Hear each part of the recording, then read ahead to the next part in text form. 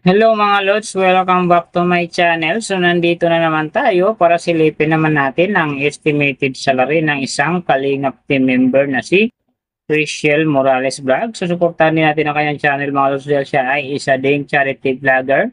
Pero siyempre huwag niyo rin kalimutan na isama sa pag-support ang kanyang langga na si Ruel of Malalag. At saka ang kanilang mga ama na si Kalingap Awi at Pading Prisan Vlogs. Pero siyempre mga Lods, isama nyo na sa pag-support ang aking channel. Sa mga lods, kung bago pa kayo sa aking channel, pakiclick naman ang subscribe natin and then syempre, pakipost na rin ang notification bell para lagi kayong updated sa ating video.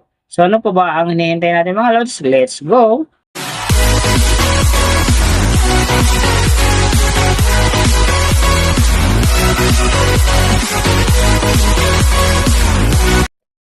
So mga lods, si Rachel Morales sa ngayon ay mayroon ng upload videos na 404. And then meron na rin siyang subscriber na 233,000. So may video views naman siya ngayon na 28,472,947. And then yung kanyang country is PH. So yung channel type naman niya naka-blank pa. And then yung account niya ginawa ito noong December 30, 2022. So doon naman sa kanyang total grade, nakakuha siya ng letter B. And then sa kanyang social blade rank naman, nasa 226,785.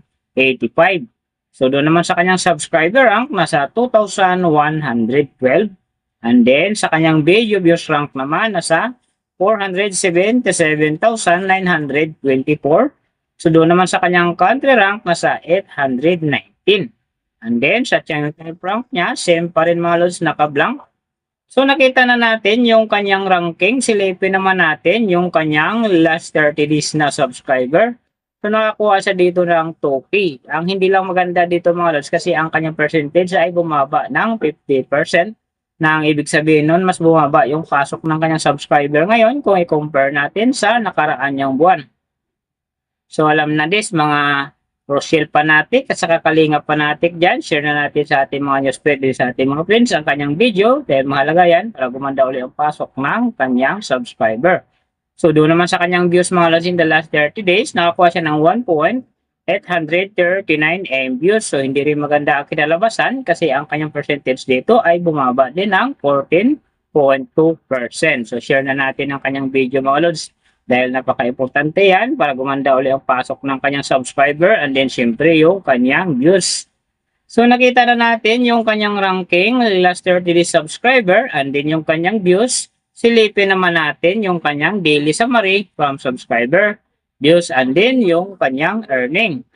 So sa kanyang subscriber mga lods, may isang araw lang ako nakita rito na umangat ng 1K. Noong July 6 nakakuha siya ng 1K. Kaya ang kanyang subscriber ngayon nasa 233,000. So doon naman sa kanyang views mga lods, yung maganda rito, July 2 nakakuha siya ng 95,000 and then pagdating ng July 6, nakakuha siya ng 127,000. July 8, nakakuha siya ng 117,000.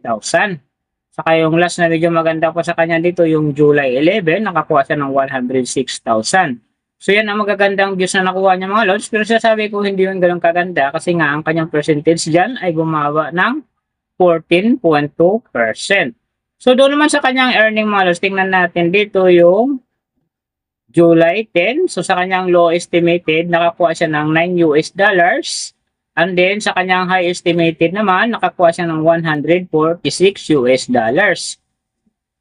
So, ang mga yan naman mga lods, daily summary lang, mas maganda kung silipin natin yung naka-round off na from daily, weekly, and monthly para malaman na natin kung magkano na ngayon ang estimated salary ni Rachel Morales Vlogs dito sa YouTube.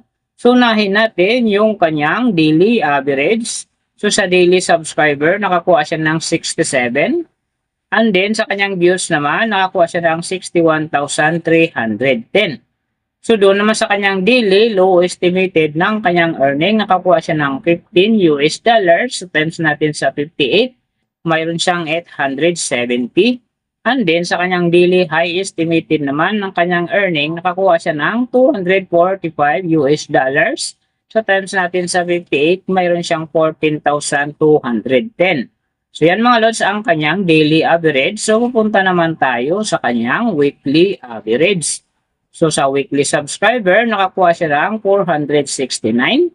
And then sa kanyang views naman, nakakuha siya ng 429,170. So doon naman sa kanyang weekly low estimated na kanyang earning, nakakuha siya ng 107 US dollars. So times natin sa 58, mayroon siyang 6,206. And then sa kanyang weekly high estimated naman ng kanyang earning, nakakuha siya ng 1,700 US dollars. So times natin sa 58, mayroon siyang 98,600. So yan naman mga lods ang kanyang weekly average. So pupunta naman tayo sa kanyang monthly average. So sa monthly subscriber, nakakuha siya ng 2K. And then sa kanyang views naman, nakakuha siya ng 1,839,272. So doon naman sa kanyang monthly low estimated ng kanyang earning, nakakuha siya ng 460 US dollars. So times natin sa 58, mayroon siyang 26,680. And then sa kanyang monthly high estimated naman ng kanyang earning, nakakuha siya ng 7,400 US dollars. So times natin sa 58, mayroon siyang 429,200. So yan naman mga lods ang kanyang monthly average. And then yung nababanggit ko rito or nakikita nyo is pawang estimated lamang yan. Nakabis lang tayo sa Social Blade website. Isang public website na kahit sino pwedeng mag-open para malaman kung magkano na ang estimated salary ng ating mga iniidolong YouTuber, vlogger, or influencer. And then mga lods pala, ikaw sinasabi, palagi natutupad yan yung low estimated kasi nga hindi talaga natin kayang i-demand sa ating mga viewers na huwag mag-skip ng ads. Pero pwede pa rin naman yan maging times 2, times 3, or maging times 4 pa yan kapag ang isang vlogger nakapagpa-viral ng kanyang video. Pero siyempre mga lods, kung fans ka ni Rochelle Morales or ng Rochelle Love Team, huwag ka na mag-skip ng ads dahil big help yan sa kanyang channel. At saka siyempre sa mga kababayan natin na kanila rin tinutulungan dahil siya ay isa ring charity vlogger. Pero siyempre mga lods, huwag nyo rin kalimutan na huwag na rin skip ang aking ads dahil big help yun sa aking channel at saka siyempre sa aking pangarap. So mga lods, kung nagustuhan nyo ang video na to, pakiclick naman ng subscribe natin and then siyempre pakipost na rin ng notification bell para lagi kayong updated sa ating video. So big thank you sa lahat ng mga sumusuporta sa aking channel. Sa magsusupport pa lang, ingat kayo palagi and God bless. At sa nagabayan kayo palagi ng Panginoon sa ginagawa nyo araw-araw at siyempre magtagumpay din kayo sa inyong mga pangarap. So hanggang dito na lang. See you on my next video.